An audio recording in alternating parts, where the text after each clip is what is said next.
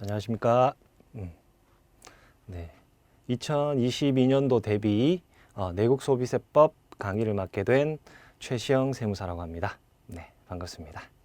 네, 오늘 이제 첫 강의를 이제 시작하게 되었는데요. 내국소비세법 관련해가지고 그래서 이제 전체적인 내국소비세법에 대한 흐름들 에 대해서 간단히 OT 시간을 가지고 그래서 한 10분 정도, 10분에서 15분 정도 이제 우리 내국소비세법은 어떻게 이루어져 있는지 그 내용들에 대해서 설명을 드리고 강의를 좀 진행해 보려고 합니다. 네.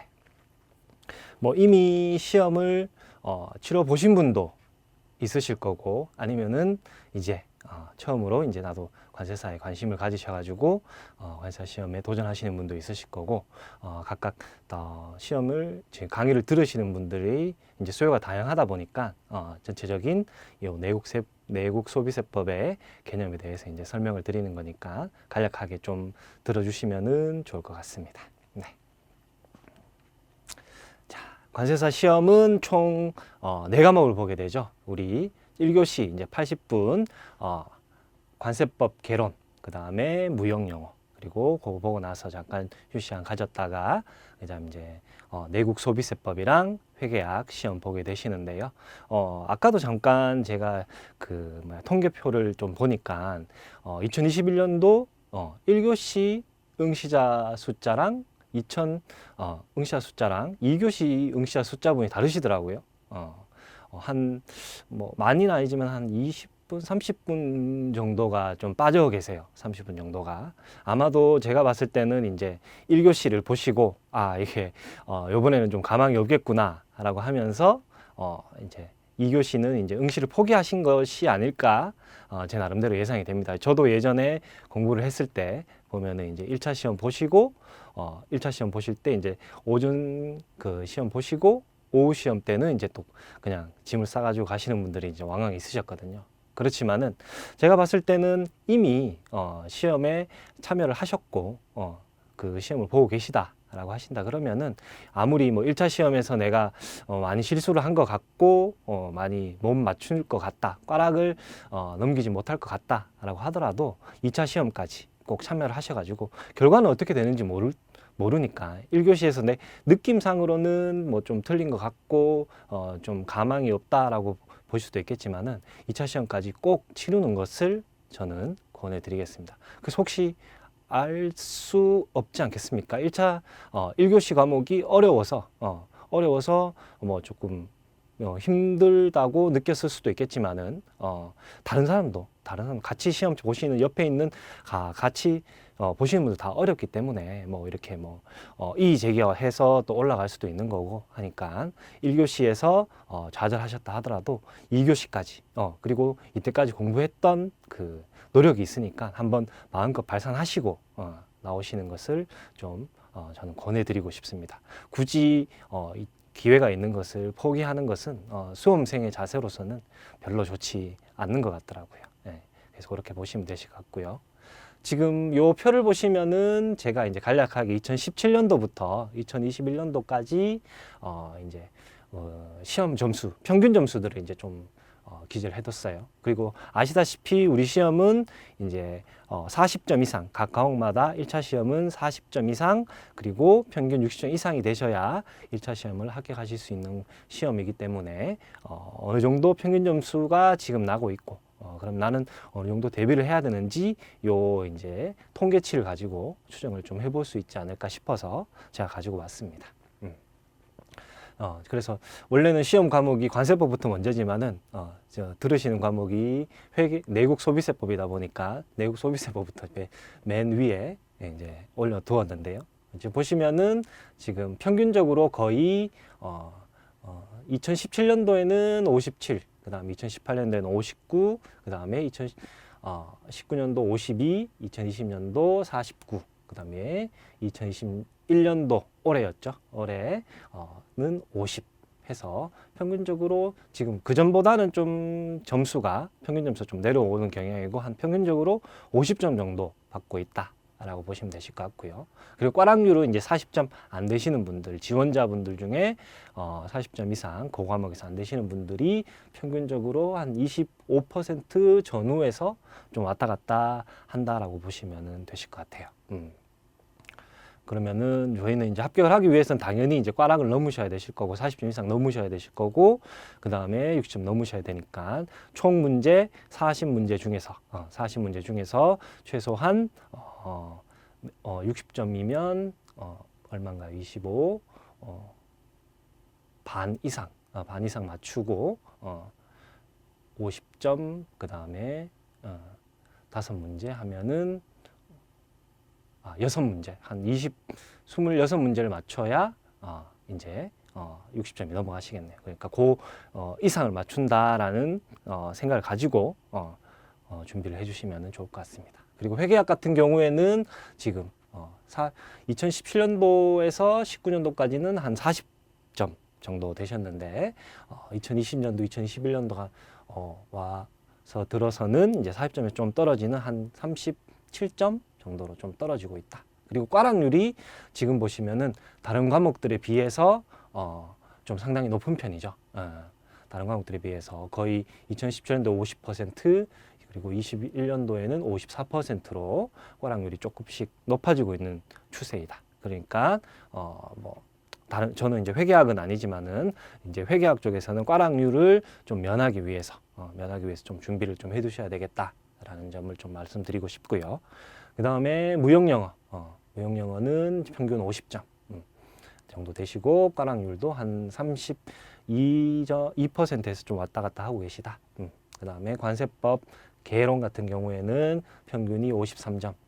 그 다음에 꽈락률이 지금 점점 올라가는 추세로 24% 정도 되고 있다라고 보시면 되시겠습니다. 그래서 지금 보시면은 평균 점수가 가장 높은 거는 당연히 이제 관세사 시험이다 보니까 관세법 개론 쪽을 이제 그리고 무형영어 쪽을 좀 주안점을 두고 하시다 보니까 이제 평균이 이제 관세법 개론이랑 무형영어 쪽에서 좀 더 높게 나오고 있고요.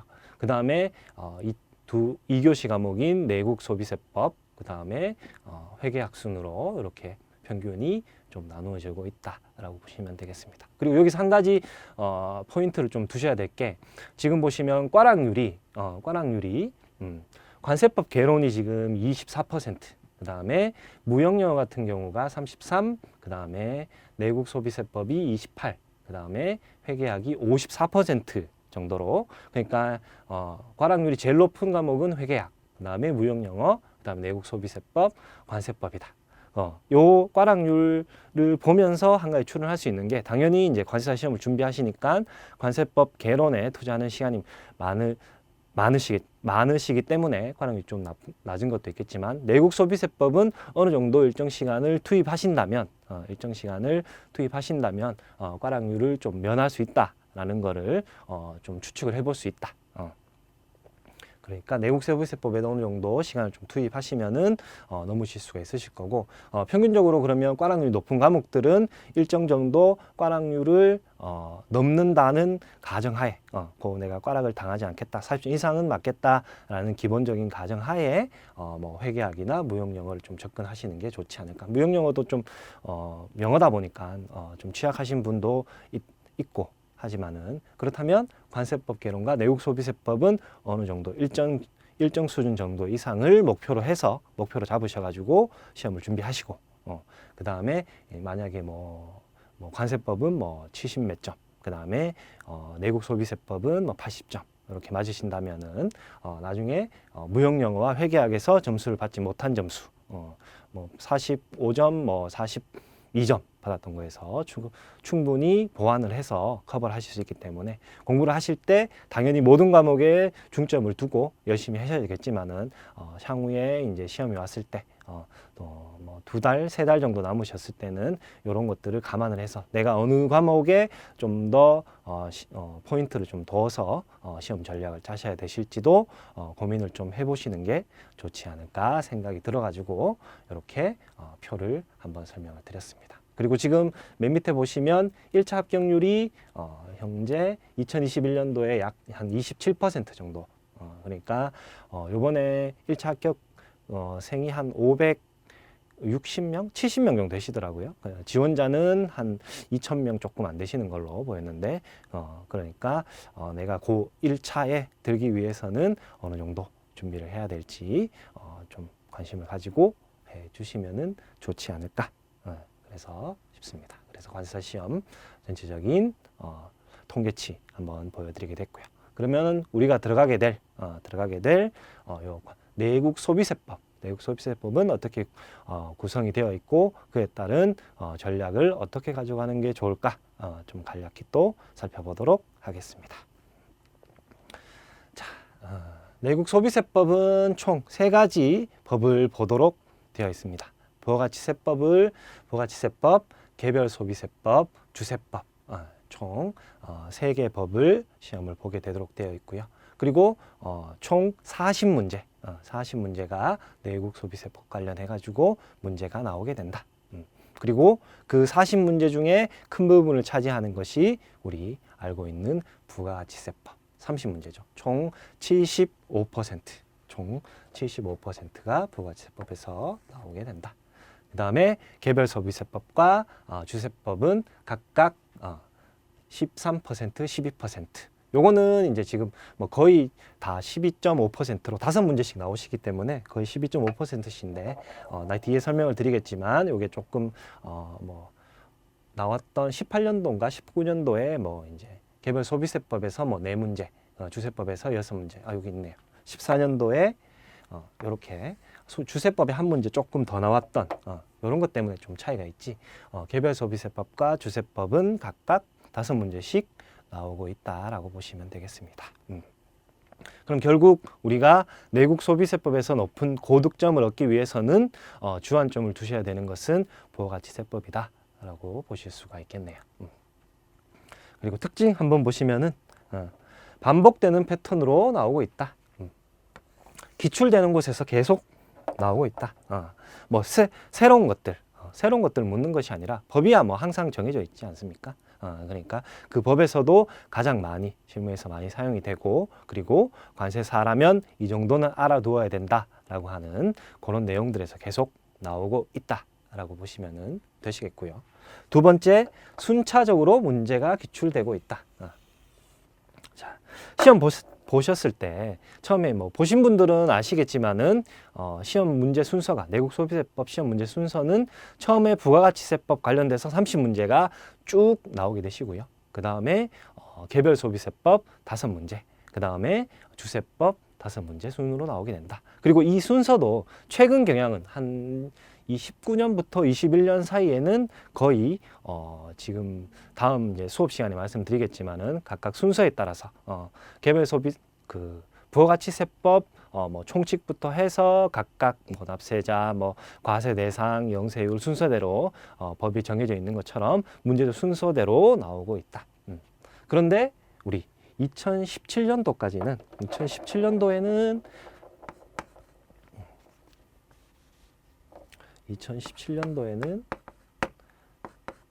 개별 소비세법,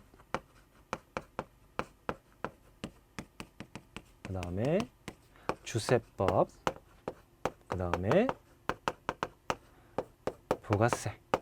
부가세법 순으로 이렇게 나오기도 하셨어요. 그 다음 2018년도부터는 이제 계속 이런 순서로 나오고 하셨기 때문에 혹시나 시험장에 가시면 긴장을 많이 하시게 되시죠. 그러니까 당연히 이제 부가세부터 먼저 나오겠거니 하시고 문제를 보실 수도 있겠지만은 이전에도 개별 소비세법부터 나온 경우도 있고 그 다음에 순서대로 나오지 않은 경우도 있었기 때문에 17년도, 18년도 같은 경우에는 순서대로 세법 조문에 따른 순서대로 나오지 않고 이제 좀 왔다 갔다 하는 경향들이 좀 있었기 때문에 당연히 이제 시험 때는 거의 이제 지금 현 상황은 이런 순서대로 부가세, 개별소비세, 주세, 그 다음에 각각 파트에서는 이제 그 순서대로 나오는 경향이지만은 혹시나 이제 시험에 나오셨을 때 뭐 만약에 주세법부터 먼저 나온다든지 아니면은 개별소비세부터 먼저 나온다든지 하더라도 그런 상황을 감안하시고 시험에 임해 주시면은 좋으실 것 같다. 원래 시험 가셔가지고 내가 예상했던 게 아닌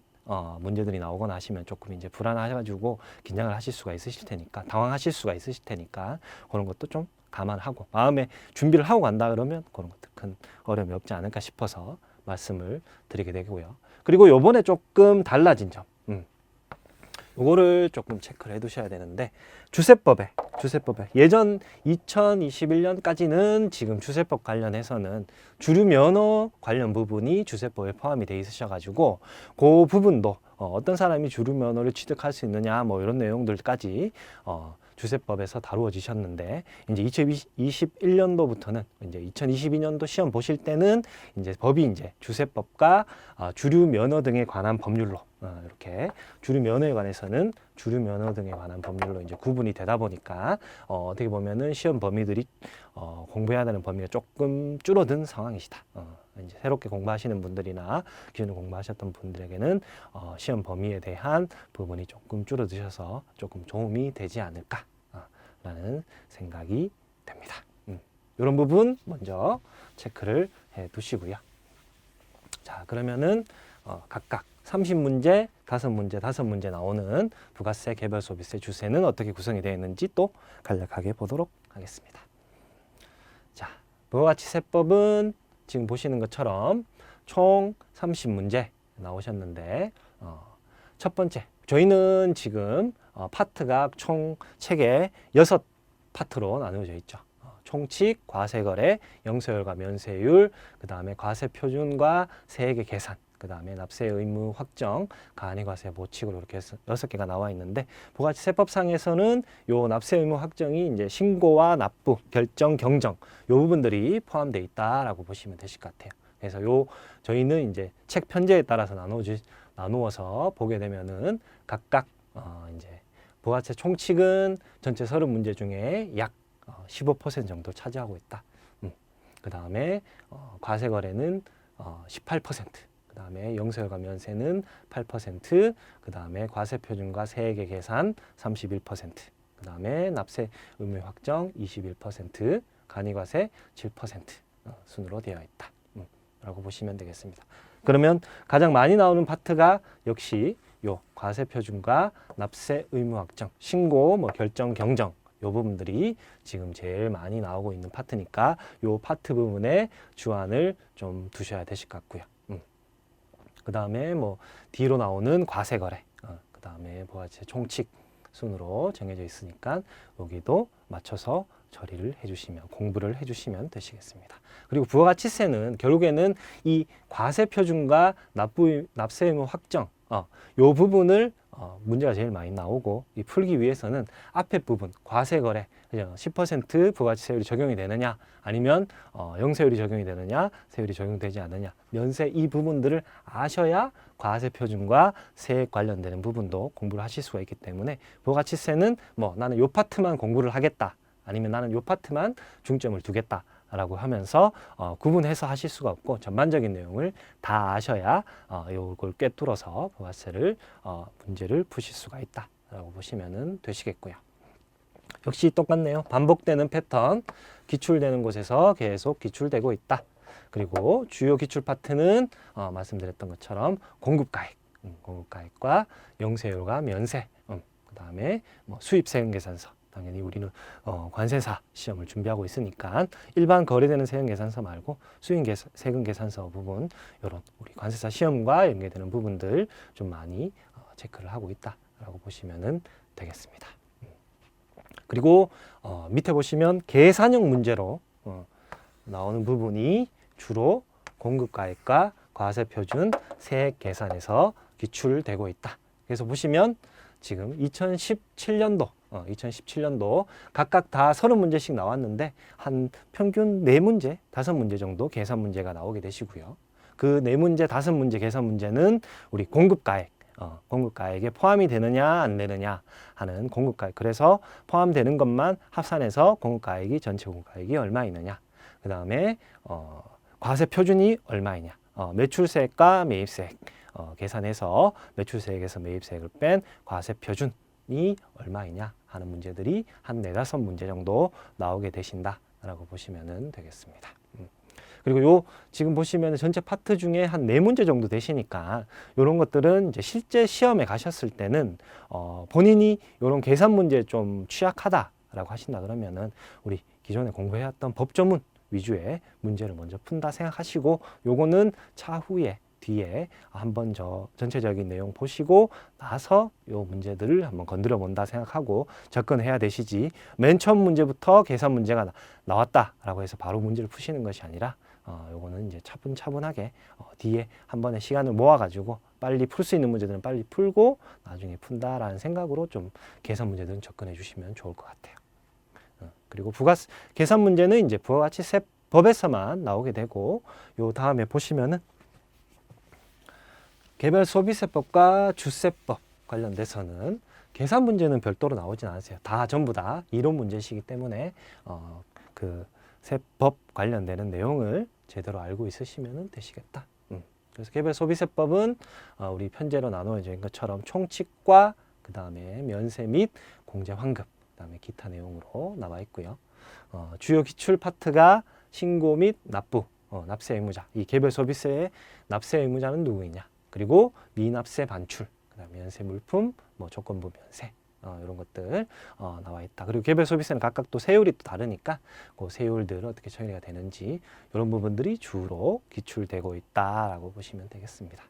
그리고 주세법은 우리 주세법 총칙, 주세 부가징수, 그리고 면세 및 납세 담보, 이런 부분으로 편제로 나눠져 있고요. 밑에 기타 주류 면허 부분은 이제 우리 신경 쓰실 필요가 없죠. 주류 면허로 따로 나오셨기 때문에 이 부분 필요 없이 위에 부분만 나오면은 지금 각각 이런 구성으로 퍼센테이지로 구성되어 있다. 그리고 주요 기출 파트가 세율, 면세 주류, 납세 담보 및 주세 보전, 그 다음에 과세 표준과 뭐 재조장은 어떤 것이냐, 뭐 이런 거 주세 총칙에 나올 수 있는 이런 내용으로 구성이 되어 있다라고 보시면은 되시겠습니다. 그래서 OT에서는 우리가 이제 공부해야 될 부가가치세, 내국소비세법에 해당하는 부가가치세법, 그 다음에 개별소비세법, 그 다음에 주세법 관련되는 내용들을 간략하게 설명을 드렸고요. 그리고 간략하게 적을 알아야 이길 수 있겠죠. 그래서 어떻게 구성이 되어 있고 뭐 어떤 문제들이 얼마만큼 나온지를 알아야 그에 따라서 적절한 대응으로 효율적으로 시험에 대비하실 수가 있기 때문에 이런 내용들을 바탕으로 해서 시험 대비하실 때, 강의 들으실 때나 아니면은 공부하실 때, 복습을 하시거나 아니면 자습을 하실 때 포인트를 어디에 좀 더 많이 둘지 이런 부분 감안하셔가지고 좋은 전략을 짜 주시면은 되시겠습니다. 네, 그러면은 OT는 여기서 마무리를 짓고요. 이제부터 본격적으로 강의 진행하도록 하겠습니다.